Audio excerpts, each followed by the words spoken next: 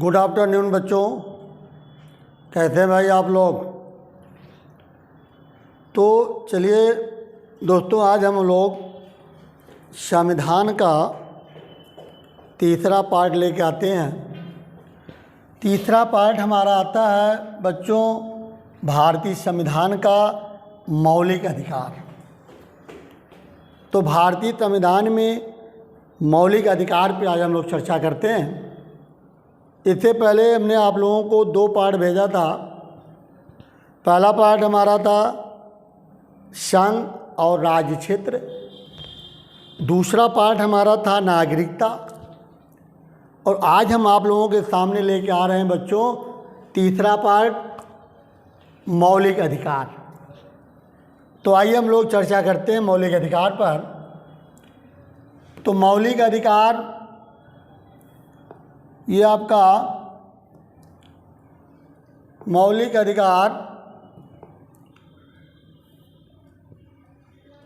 ये आपका भाग 3 अनुच्छेद 12 से 35 में है। तो दोस्तों पहले हम आपको बता दें कि मौलिक अधिकार लिया कहाँ से गया। तो मौलिक अधिकार ये लिया गया अमेरिका के संविधान से। अमेरिका के संविधान से लिया गया,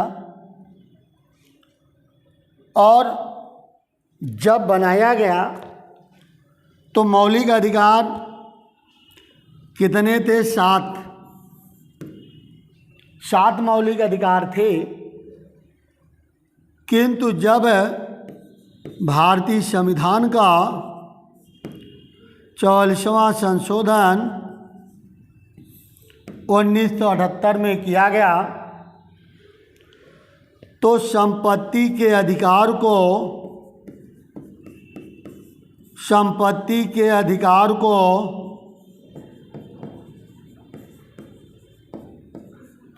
मौलिक अधिकार से अलग कर दिया गया, और इसे अनुच्छेद 301 के तहत कानूनी अधिकार का दर्जा दिया गया।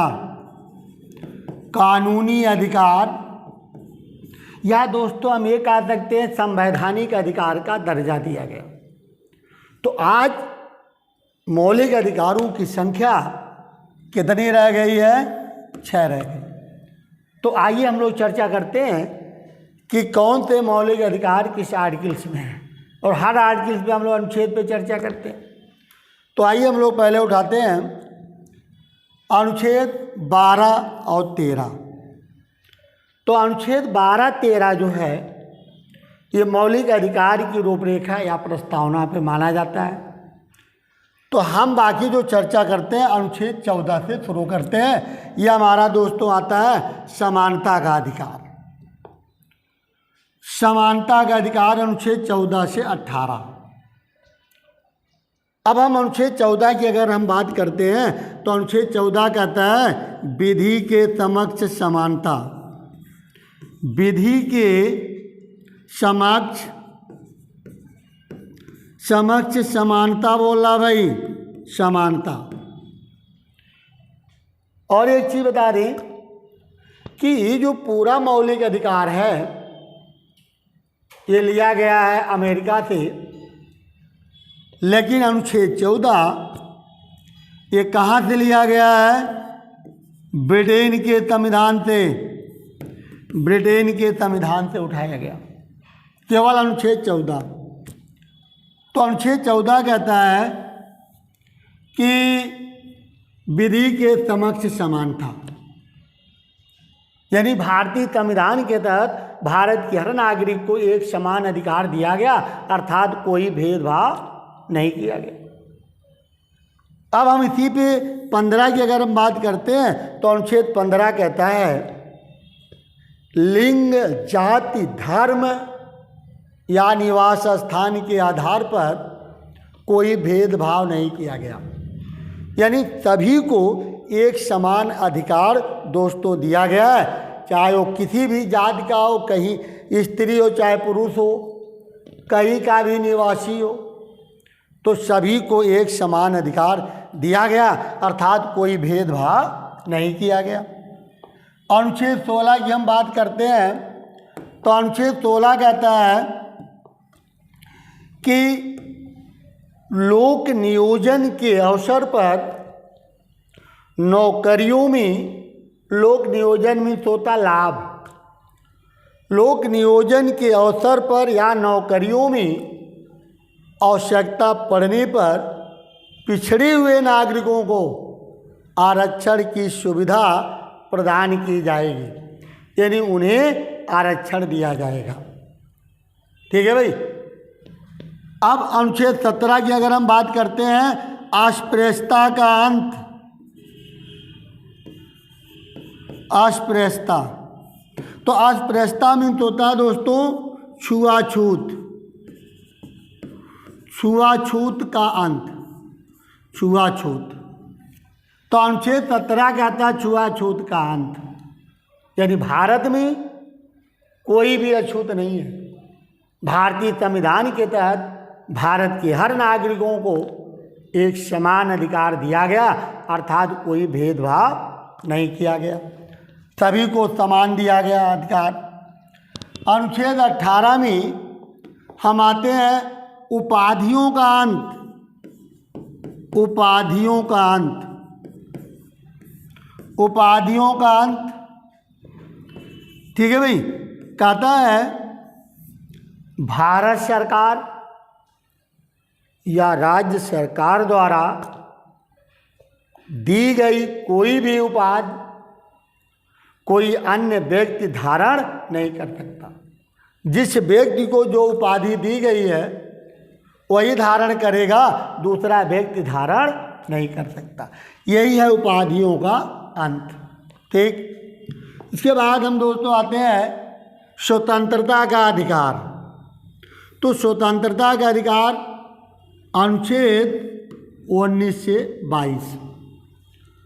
तो अगर हम अनुच्छेद 19 की बात करते हैं तो इसमें कई पॉइंट दोस्तों जोड़े गए हैं।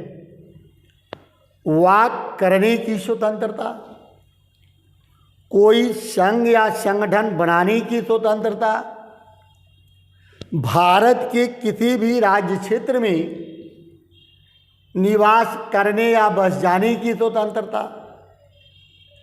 तो जो भी स्वतंत्रता आपको दी गई है दोस्तों, वो अनुच्छेद किस में दी गई है? अनुच्छेद 19 में दी गई।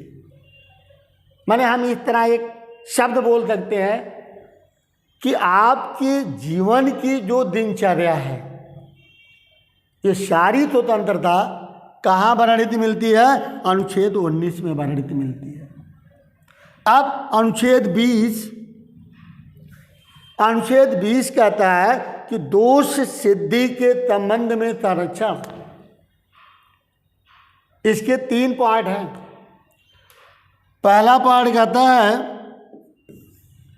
जब तक अभियुक्त के दोष सिद्ध नहीं हो जाते हैं तब तक उसे दंडित नहीं किया जाएगा। अभियुक्त उसे कहा जाता है जिसे पुलिस प्रशासन ने गिरफ्तार किया है। दोस्तों, गिरफ्तार व्यक्ति अभियुक्त होता है, अपराधी नहीं होता। जब तक न्यायालय उसके दंड नहीं दे देती है तब तक वो अभियुक्त है। जिस समय न्यायालय उसे दंड दे देती है वही अभियुक्त अपराधी बन जाता है। तो कहता है जब तक अभियुक्त के दोष सिद्ध नहीं हो जाते हैं तब तक उसे दंडित नहीं किया जाएगा। सेकंड पॉइंट क्या कहता है? विधि द्वारा स्थापित प्रक्रिया के अनुसार दंडित किया जाएगा, अन्यथा नहीं। तो विधि द्वारा स्थापित प्रक्रिया के अनुसार, यानी जो नियम कानून जो विधि बनाई गई है उसी के तहत आपको दंड दिया जाएगा, उससे अधिक दंड नहीं दिया जाएगा। माने जो आपने अपराध किया उसके लिए जो दंड का प्रावधान किया गया दोस्तों, उतने दंड के भागी होंगे, उससे अधिक दंड के भागी नहीं होंगे। अब थर्ड पॉइंट हमारा क्या कहता है? एक अपराध के लिए किसी व्यक्ति को दोबारा दंडित नहीं किया जाएगा।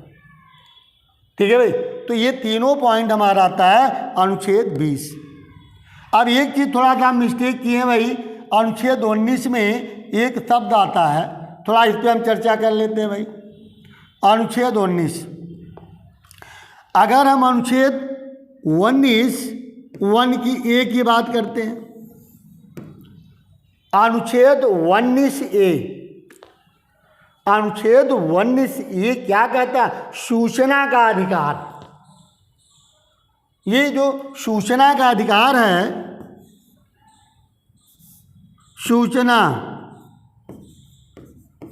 सूचना का अधिकार दोस्तों, ये मालूम कब पास किया गया? तो सूचना का अधिकार ये 2005 में पास किया गया, और इसे रखा कहाँ गया? अनुच्छेद 19(a) करके डाल दिया गया। तो सूचना का अधिकार अनुच्छेद 19(a) में वर्णित है। इसी तरह से अनुच्छेद 19(1)(a), अगर हम अनुच्छेद 19(1)(a) की बात करते हैं दोस्तों, तो ये हमारा आ जाता है प्रेस की स्वतंत्रता। प्रेस की स्वतंत्रता पे हम आ जाते हैं, यानी मीडिया, यानी भारतीय मीडिया को अनुच्छेद 19(1)(a) के तहत पूरी छूट दी गई है। ठीक, आइए, हमने 20 पहले बता दिया था। अब हम आ जाते हैं अनुच्छेद 21। अनुच्छेद 21 देखिए क्या कह रहा है। अनुच्छेद 21 कहता है प्राण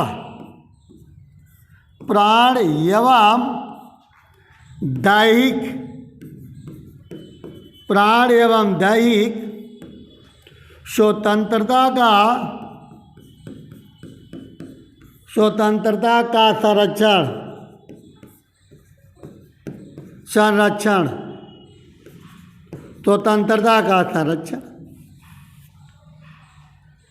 दैहिक माने होता है शारीरिक। कहता किसी व्यक्ति का ना तो प्राण लिया जा सकता है, ना उसका शारीरिक शोषण किया जा सकता, कब तक? जब तक कि उसके अपराध सिद्ध नहीं हो जाते हैं, तब तक उसे दंडित नहीं किया जाएगा। ठीक, अब दोस्तों हम इसी में ए जोड़ देते हैं, 21(a). अनुच्छेद 21(a) क्या कहता है कि 14 वर्ष के बच्चों तक शिक्षा ग्रहण करने का अधिकार, शिक्षा ग्रहण करने का अधिकार का प्रावधान रखा गया। और दोस्तों एक चीज बता दी कि ये जो शिक्षा ग्रहण करने का अधिकार रखा गया वो 86 संशोधन, 86वां संविधान संशोधन 2002 के तहत प्रावधान लाया गया। तो 86 संशोधन 2002 के तहत एक प्रावधान लाया गया कि 14 वर्ष तक के बच्चों को शिक्षा ग्रहण करने का मौलिक अधिकार दे दिया गया। अटल जी भारत के प्रधानमंत्री थे, स्वर्गीय अटल बिहारी वाजपेयी, तो उन्होंने 86 संशोधन किया और एक नियम पास कर दिया कि 6 से 14 वर्ष के बच्चों को शिक्षा ग्रहण करने का मौलिक अधिकार दे दिया। अब ये व्यवस्था उन्होंने क्यों बनाया? क्योंकि भारतीय संविधान के अनुच्छेद 45 में लिखा है, अनुच्छेद 45 में साफ लिखा है कि राज्य गरीब बच्चों को निःशुल्क और अनिवार्य शिक्षा देने का प्रयास करेगा। तो उसी को ध्यान में रखते हुए 86 संशोधन किया गया 2002 में, और एक नियम बना दिया गया कि 14 वर्ष के बच्चों को शिक्षा ग्रहण करने का मौलिक अधिकार दे दिया गया। ठीक, इसके बाद हम आते हैं दोस्तों अनुच्छेद 22। अनुच्छेद 22 में 2 पार्ट बनाया हमने, अपने हिसाब से सेट करके बनाया है। पहला पॉइंट हमारा कहता है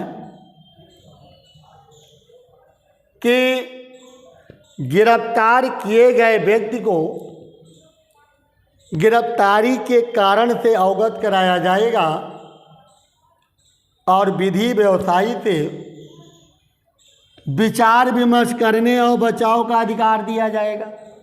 यानी अगर कोई व्यक्ति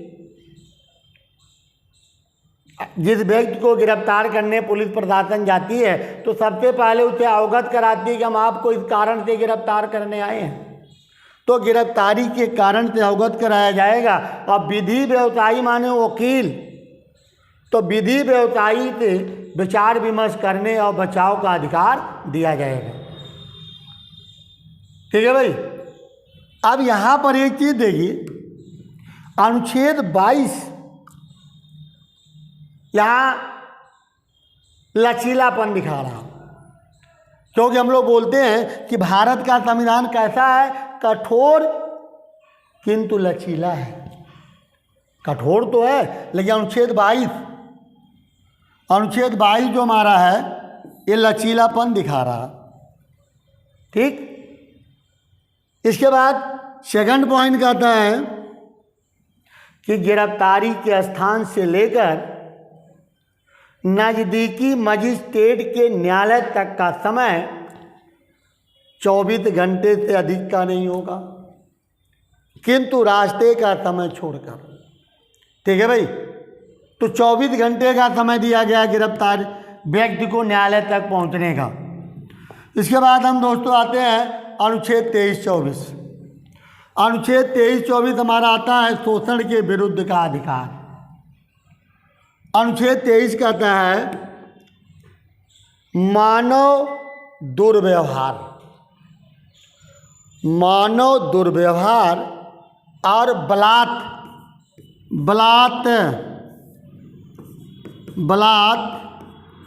बलात् श्रम पर रोक। यानी किसी भी मानव के साथ दुर्व्यवहार नहीं किया जा सकता और किसी श्रमिक से, मजदूर से हम जबरदस्ती कार नहीं ले सकते। अगर उसकी इच्छा करती है दोस्तों तो कार करेगा, अगर इच्छा नहीं करती तो कार नहीं कर सकता, लेकिन हम किसी को जबरदस्ती कार नहीं करा सकते। यह हमारा अनुच्छेद 23 वर्णित करता है। अब हम अनुच्छेद 24 की बात करते हैं तो दोस्तों बाल शोषण है। 14 वर्ष के बच्चे को किसी होटल, किसी फैक्ट्री, किसी कारखाने पे नहीं लगाया जा सकता क्योंकि बाल शोषण में आता है। ठीक है भाई। आइए अगले क्वेश्चन की तरफ बढ़ जाते हैं हम लोग। इसके बाद हम आते हैं धार्मिक स्वतंत्रता का अधिकार। तो धार्मिक स्वतंत्रता का अधिकार अनुच्छेद 25 से 28। अनुच्छेद 25 क्या कहता है, आवाज माने स्वतंत्र है, स्वतंत्र रूप से किसी धर्म को मानने या प्रचार करने की स्वतंत्रता। ठीक है भाई। या प्रचार करने की स्वतंत्रता, यानी भारत के हर नागरिक को अधिकार दिया जाता, यदि वो किसी धर्म का परिवर्तन करना चाहे तो कर सकता, किसी धर्म का प्रचार प्रसार करना चाहे तो कर सकता है। हर व्यक्ति स्वतंत्र है। अब अगर हम बात करते हैं अनुच्छेद 25C, तो अनुच्छेद 25C कहता है सिख समुदाय के लोगों को कृपाण धारण करने का अधिकार। यानी ये लोग अगर कृपाण लेके चलना चाहे तो कृपाण धारण कर सकते हैं, कृपाण, और करते भी हैं लोग। जब हमारे देश का संविधान बना तो ये रूल भारतीय संविधान में नहीं था दोस्तों। जब भारतीय संविधान का 42वां संशोधन 1976 में किया गया तो इस प्रावधान को यहाँ रखा गया। आप लोगों ने नाम सुना होगा गुरु गोविंद सिंह। सिखों के 10वें गुरु गोविंद सिंह थे। इन्होंने एक प्रथा चलाई थी, पाहुल प्रथा। तो पाहुल प्रथा में 5 तत्वों को धारण करने का प्रावधान था। तो 5 तत्वों को धारण करने का प्रावधान था और इसी में कृपाण से जल चढ़ाने का भी प्रावधान था।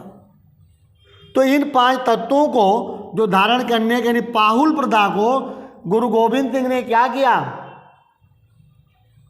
कि सिखों का एक ग्रंथ है गुरु ग्रंथ साहिब, जिसका संकलन गुरु अर्जुन देव ने किया, जो 5वें गुरु थे। तो इस प्रथा को इन्होंने अंकित करवा दिया गुरु ग्रंथ साहिब में। जब हमारे देश का संविधान बना तब इस प्रथा को नहीं रखा गया, लेकिन जब भारतीय संविधान का 42 अमेंडमेंट 1976 में किया गया तो इस प्रावधान को 25C करके डाल दिया गया। यदि सिख समुदाय के लोग कृपाण लेके चलना चाहें तो कृपाण लेकर के चल सकते हैं दोस्तों, चलते भी हैं, ठीक है। तो अनुच्छेद 25C। अब हम दोस्तों आ जाते हैं अनुच्छेद 26। अनुच्छेद 26 कहता है धार्मिक संस्थाओं की स्थापना, यानी भारत के हर नागरिक को अधिकार दिया गया है, यदि वो किसी धार्मिक संस्था की स्थापना करना चाहे तो कर सकता है, और करते भी हैं लोग। लेकिन आगे एक शब्द जोड़ा गया, विवादित स्थल को छोड़ करके। अगर कहीं आप धार्मिक संस्था की स्थापना करना चाहते हैं तो कर सकते हैं, ठीक है भाई। आइए अगले प्रश्न में हम आ जाते हैं अनुच्छेद 27। अनुच्छेद 27 क्या कहता है भाई? अनुच्छेद 27 कहता है करों यानी टैक्स, करों की संदाय धर्म के लिए लाया गया। करों के संदाय के बारे में स्वतंत्रता, यानी किसी भी धार्मिक स्थल पर टैक्स नहीं लगाया जा सकता, चाहे कितनी भी इनकम क्यों ना हो। सरकार संविधान के तहत से उनको पूरी छूट दी गई। तो ये कहता है करों के संदाय के बारे में स्वतंत्रता, अर्थात किसी भी धार्मिक स्थल पर टैक्स नहीं लगाया जा सकता। दोस्तों अगर हम 28 की बात करते हैं तो कहता शिक्षा संस्थाओं में धार्मिक शिक्षा होने के बारे में स्वतंत्रता, यानी शिक्षा संस्था में किसी प्रॉपर एक धर्म की शिक्षा नहीं दी जा सकती, सभी धर्मों को शामिल करने का पावर अधिकार है। तो शिक्षा संस्थाओं में धार्मिक शिक्षा होने के बारे में स्वतंत्रता, ये 28 वर्णित करता है, ठीक है भाई। अगला पॉइंट हम आ जाते हैं शिक्षा एवं सांस्कृतिक संबंधी अधिकार। दोस्तों तो देखिए, एक बार हम जरूर आप लोगों से कहना चाहेंगे कि अगर हमारी वीडियो आप लोगों को पसंद आती है तो हमारे चैनल को ज़रूर सब्सक्राइब करिएगा, वीडियो को हमारी ज़रूर लाइक करिएगा, शेयर कीजिएगा और बेल आइकन दबाना ना भूलें भाई, क्योंकि जिससे और लोग भी इसका लाभ ले सकें। हमारी तरफ से पूरा प्रयास रहता है, हमारी टीम की तरफ पूरा प्रयास रहता है कि हम अच्छा कंटेंट दें, आपको अच्छा मैटर उपलब्ध कराएं। अगर आप लोगों का सहयोग मिलता रहेगा तो हम पूरी टीम हमारी जान लगा करके काम कर रही है, अच्छा रिस्पांस देंगे। और हमारी ऑफलाइन भी क्लासेस चलती हैं, आप लोग पता कर सकते हैं कि ऑफलाइन में हम लोगों ने कितना अच्छा रिजल्ट देते रहे हैं। और आज से नहीं चला रहे, हमको 35 साल हो गया इस लाइन में। तो इसलिए दोस्तों अगर हमारा क्लास, हमारी वीडियो आप लोगों को पसंद आती है तो ज़रूर सब्सक्राइब कीजिए, शेयर कीजिए। चलिए अगले प्रश्न में आ जाते हैं अनुच्छेद 29। अनुच्छेद 29 कहता है अल्पसंख्यकों के हितों का संरक्षण। अल्पसंख्यकों के हितों का संरक्षण, हितों का संरक्षण, ठीक है भाई। तो अल्पसंख्यक शब्द जो यहाँ लाया गया है ना दोस्तों, बच्चों ये किसके लिए लाया गया? भाषा या लिपि के लिए लाया गया भाई, भाषा या लिपि के लिए। जो कम भाषाएं हैं या जो अल्प लिपियां हैं उन्हें बनाए रखने का अधिकार दिया गया, ठीक। यदि आप अपने क्षेत्रीय भाषा का प्रयोग करना चाहे तो कर सकते हैं और करते भी हैं लोग। अनुच्छेद 30 की हम बात करते हैं दोस्तों। अनुच्छेद 30 कहता है शिक्षा संस्थाओं की स्थापना और अल्पसंख्यक समूह के लोगों को शासन या प्रशासन में भाग लेने का अधिकार दिया गया। यानी अगर अल्पसंख्यक समूह के लोग शिक्षा संस्था की स्थापना करना चाहें तो कर सकते हैं, और शासन या प्रशासन में अगर जाना चाहें तो जा सकते हैं। जैसे उदाहरण के तौर पर APJ अब्दुल कलाम भारत के राष्ट्रपति रहे, अल्पसंख्यक समूह में आते हैं। डॉक्टर मनमोहन सिंह भारत के प्रधानमंत्री रहे, अल्पसंख्यक समूह में आते हैं। ठीक है भाई, तो आइए आगे अगली तरफ बढ़ते हैं हम लोग। इसके बाद दोस्तों हमारा आता है संवैधानिक उपचारों का अधिकार। तो देखिए, जब जब आपके मौलिक अधिकारों का हनन होता है तो अनुच्छेद 32 के तहत सुप्रीम कोर्ट और अनुच्छेद 226 के तहत दोस्तों हाई कोर्ट आपके मौलिक अधिकारों की रक्षा करती है। ठीक, तो आज हम लोग चर्चा करते हैं अनुच्छेद 32। यही कारण है कि अनुच्छेद 32 को डॉक्टर भीमराव अंबेडकर ने संविधान की आत्मा कहा, क्योंकि इसमें मौलिक अधिकार की रक्षा है। अनुच्छेद 32 में रिट मतलब क्या होता है भाई? आदेश। रिट मतलब दोस्तों आदेश होता है, न्यायालय के आदेश। तो पहला आदेश क्या है भाई? बंदी प्रत्यक्षीकरण। तो बंदी प्रत्यक्षीकरण कहता है यह व्यक्ति की स्वतंत्रता का आधार माना जाता है। इस आदेश के तहत न्यायालय बंदी बनाए गए व्यक्ति को अपनी समक्ष उपस्थित करने का आदेश देती है, ताकि यह सुनिश्चित किया जा सके कि बंदी बनाने के दोस्तों समुचित कारण हैं अथवा नहीं। यदि हैं तो उसे दंडित किया जाए, अन्यथा उस व्यक्ति को रिहा कर दिया जाए।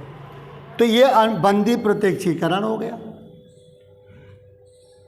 यानी ये जो आदेश है ना, पुलिस प्रशासन के विरुद्ध जारी किया जाता है। कहता है जिस व्यक्ति को आपने बंदी बनाया है और जिस कारण से बंदी बनाया है, कारण सहित हमारे सामने उपस्थित कीजिए, क्योंकि दंड देने का अधिकार बेटा, दंड देने का अधिकार पुलिस प्रशासन को नहीं है, न्यायालय को है। तो ये हो गया बंदी प्रत्यक्षीकरण। अब हम आ जाते हैं दोस्तों परमादेश। तो परमादेश एक आदेश है। न्यायालय उनके विरुद्ध जारी करती है जो अपने कर्तव्यों का निर्वाह ना कर रहा हो। जैसे अधिकारीगण, अधीनस्थ न्यायालय। अधीनस्थ न्यायालय मतलब सुप्रीम कोर्ट, हाई कोर्ट के विरुद्ध जारी कर सकती है। हाई कोर्ट जिला न्यायालय के विरुद्ध जारी कर सकती है। अधीनस्थ न्यायालय या सरकार के विरुद्ध जारी किया जाता है यदि वह अपने दायित्वों का निर्वाह ना कर रहा हो। ठीक, तो इस आदेश के तहत न्यायालय उन्हें आदेश देती है कि जिस पद पर आप कार्य कर रहे हैं उस पद से संबंधित दायित्व का निर्वाह करें, अन्यथा आपके खिलाफ सख्त कार्रवाई की जाएगी। तो ये हो गया आपका परमादेश दोस्तों। इसके बाद हम आ जाते हैं प्रतिषेध। प्रतिषेध जो है अधीनस्थ न्यायालय के विरुद्ध जारी की, अधीनस्थ न्यायालय के किसी एक न्यायाधीश के विरुद्ध जारी किया जाता यदि वह अपने अधिकार क्षेत्र से बाहर कोई निर्णय देने का प्रयास करता। तो प्रतिषेध अधीनस्थ न्यायालय के किसी एक न्यायाधीश के विरुद्ध जारी किया जाता।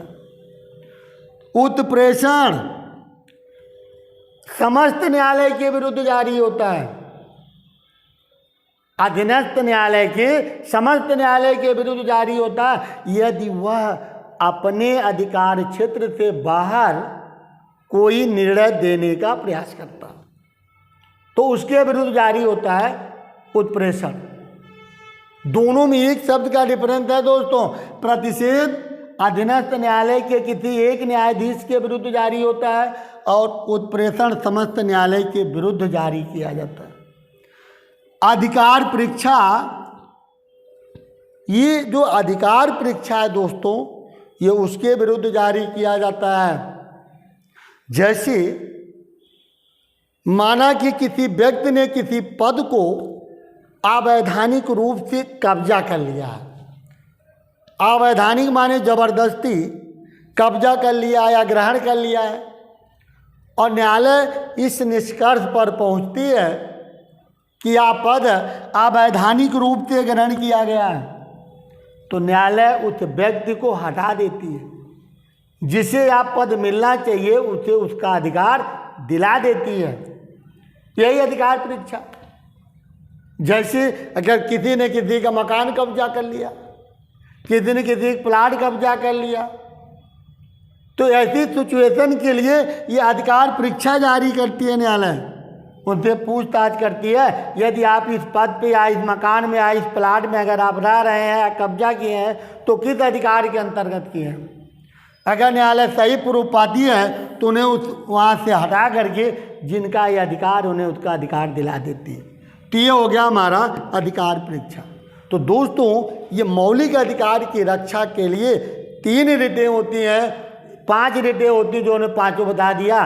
बंदी प्रत्यक्षीकरण, परमादेश, प्रतिषेध, उत्प्रेषण, अधिकार परीक्षा। ये 5 रिटें हैं भाई। क्लियर हो गया अभी? तो 5 रिटें हैं।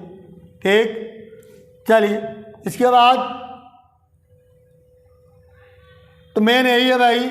तो इसके बाद हमारा आ जाता है ये, ठीक है। तो हमारा आज का वीडियो दोस्तों समाप्त हुआ। अगर आप लोगों को पसंद आता है तो ज़रूर शेयर कीजिएगा, ज़रूर लाइक कीजिएगा, ज़रूर सब्सक्राइब कीजिएगा और बेल आइकन दबाइएगा।